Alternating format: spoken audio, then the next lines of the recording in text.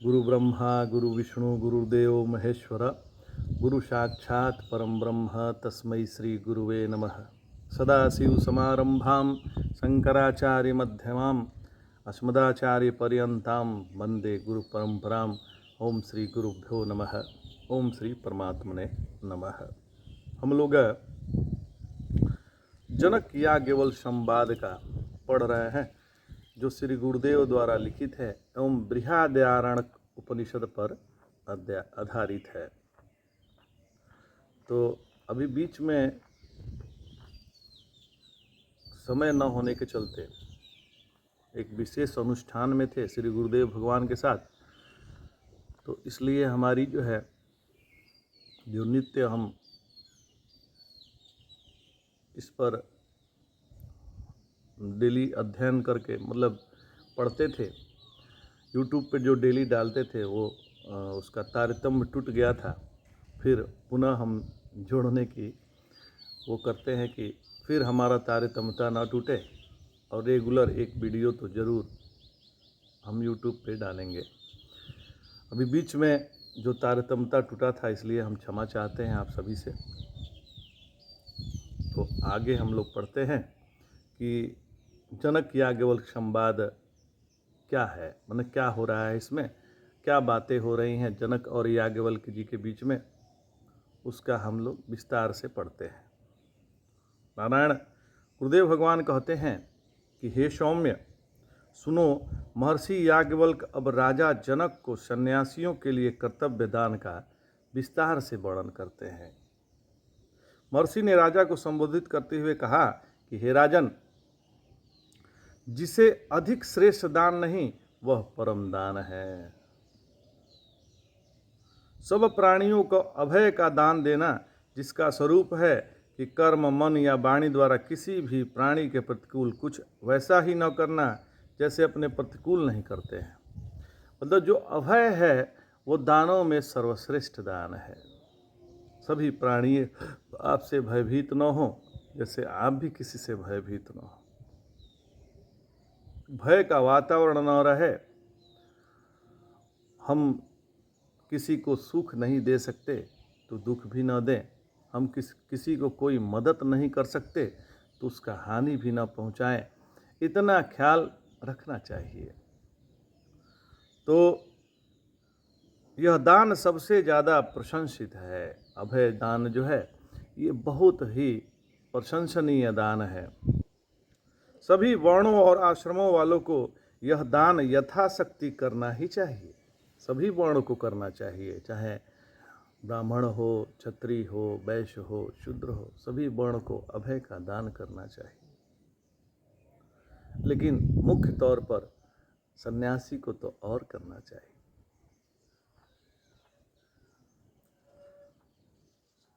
यह खास कर्तव्य दान किसके लिए है? तो सन्यासियों के लिए है। कोई आए उसके पास, उसको अभय दे दीजिए। अरे नहीं रे, ठीक है, तुम कोई दिक्कत नहीं है। यदि तुमको परेशानी हुई है तो ये तुम्हें याद दिलाने के लिए है कि तुम भगवान के अंश हो, तुम भगवान ही हो, तो तुमको भय करने की ज़रूरत नहीं है। इतना कहने मात्र से वह व्यक्ति भयभीत, उसका भय खत्म हो जाता है। तो सन्यासियों का मुख्य कर्तव्य है कि अभय दान दीजिए।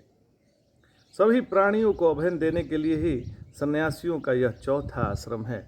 मुझसे सभी प्राणी निडर रहे, उन्हें मुझसे अभय मिले। यो मंत्र बोलते ही परमहंस एवं अन्य सन्यासी पूर्वाश्रम का त्याग करते हैं। इसलिए सन्यासी के लिए यह श्रेष्ठ दान ही कर्तव्य है। उसे यह अवश्य करना चाहिए चारों तरह के प्राणियों के शरीर, इंद्रिय, मन में यति के निमित्त से थोड़ी सी पीड़ा न हो। यह यति को हमेशा कोशिश करना चाहिए, उससे कोई किसी को कष्ट न हो। जो कर्मों का परित्याग कर चुका है वह विद्या और विद्या साधनों का दान भी अपनी शरण में आए व्यक्तियों को अभय देने के लिए ही करे, न कि प्रतिष्ठा पाने आदि प्रयोजन से। अपना प्रतिष्ठा न बने ऐसा करना चाहिए। हे राजन, कोई श्रद्धालु व्यक्ति कुरुक्षेत्र में सूर्य ग्रहण के समय ब्रह्मवेता ब्राह्म को नाना प्रकार की संपत्तियों से भरी पूरी विधिवत प्राप्त की हुई त्रिलोक का धन जो है, और साथ में अपना शरीर भी परम श्रद्धा से दान में देवे तो भी उससे अधिक फल वाला दान कहा जाएगा। क्या? अभय दान। चराचर प्राणियों में से किसी एक देही को भी आप अभय दान दे देते हैं तो उससे भी बड़ा दान है। जो कोई भी मनुष्य सभी चराचर प्राणियों को हमेशा हर जगह हर तरह से अभय दान देता है, उसके उस दान के उत्कर्ष का क्या कहना है। उस दान के समय कोई और दान नहीं है, मतलब उस दान के समान कोई और दान तो हो ही नहीं सकता। जो यति यहाँ सब प्राणियों को अभय प्रदान कर आत्मविद्या के अभ्यास में ही तत्परता से संलग्न रहता है, उसे इस शरीर में या अन्य किसी शरीर में किसी तरह का भय नहीं रहता। भय तो रहता ही नहीं है। अदिति ब्रह्म में प्रतिष्ठित हो चुकने से उसे भय नहीं रहता, क्योंकि भय सदा अदिति से ही होता है। अतः स्वयं में अहिंसा दृढ़ हो जाए तो अपने पास अपने आए व्यक्ति के मन से ही अपने प्रति वैर भाव निकल जाता है। इस पातंजल सूत्र में सर्वा भय प्रद का यहाँ किसी से डर नहीं रहता, और क्योंकि यहाँ भय नहीं दिया इसलिए आगे भी भय मिलने की संभावना नहीं है। स्थूल शरीर के व्यापार से की जाने वाली प्राण हिंसा प्रसिद्ध ही है। जैसे चारों तरह के प्राणियों में किसी को शस्त्र के आघात आदि से मार डालना, मंत्र प्रयोग से या जहर आदि देकर दूसरे के शरीर में रोग पैदा कर देना इत्यादि, लोगों के धन पत्नी आदि का अपहरण कर लेना पूर्वोक्त की अपेक्षा अधिक दोषावह कर्म प्रयुक्त हिंसा है, क्योंकि यह दूसरे को मानसिक पीड़ा देकर उसके प्राणांत का हेतु बनती है। तत्काल न मरे तो भी मन पीड़ा उसे कुछ अंश से दुर्बल कर मनोन्मुख बना ही देती है। तो वाणी से की जाने वाली हिंसा है किसी अन्य के पाप को राजा राजपुरुष आदि से कह देना, ये वाणी का हिंसा है। किसी की शिकायत करना, किसी के पाप को अपने मुख से कहना, किसी की निंदा करना, किसी में दोष ढूंढना, यह वाणी की हिंसा है। हे राजन, अब बतलाता हूँ, मानस हिंसा इस प्रकार होती है, विद्या कीर्ति आदि से जो अन्यों के गुण प्रकट हो उन्हें मन में सहन न करना, अर्थात परकीय गुण मानने पर उससे अपने मन में यह भाव आना कि यह मुझे यह न सुनना आदि पड़े तो बेहतर है। तो यह उस व्यक्ति के सत्य असत्य दोषों का चिंतन होने लगना इत्यादि। अन्य की पत्नी आदि को अपने लिए हथियाने का विचार करना, मतलब अन्य की पत्नी को आप उसको भोग विलास के लिए हथियाना चाहें, ऐसा विचार करना भी पाप है।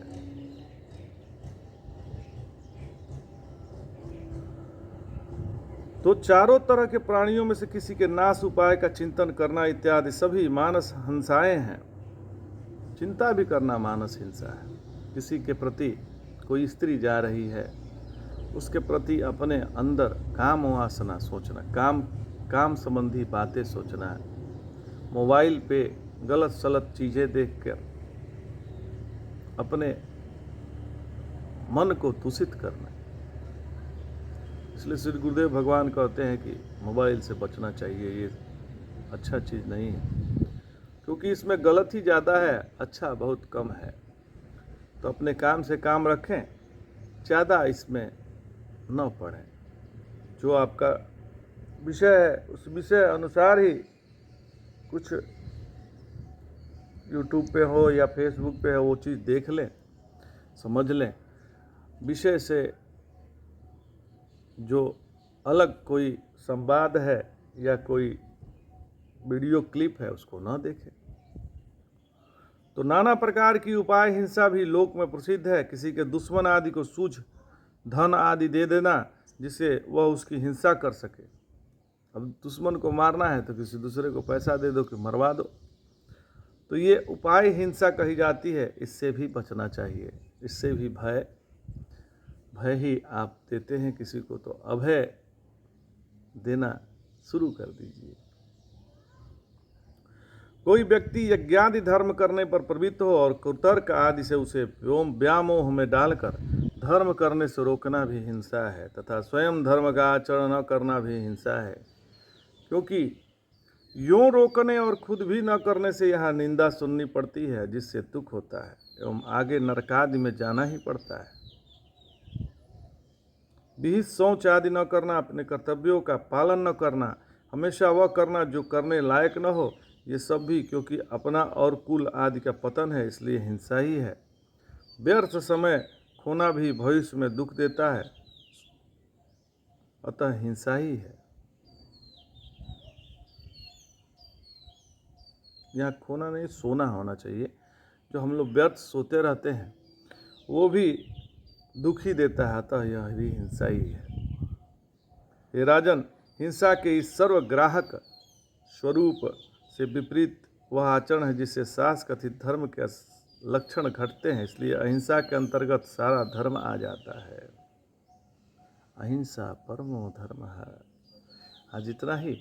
जय जय शंकर, हर हर शंकर, नमामि शंकर, भजामि शंकर, नमः पार्वती पतये, हर हर महादेव शंभो।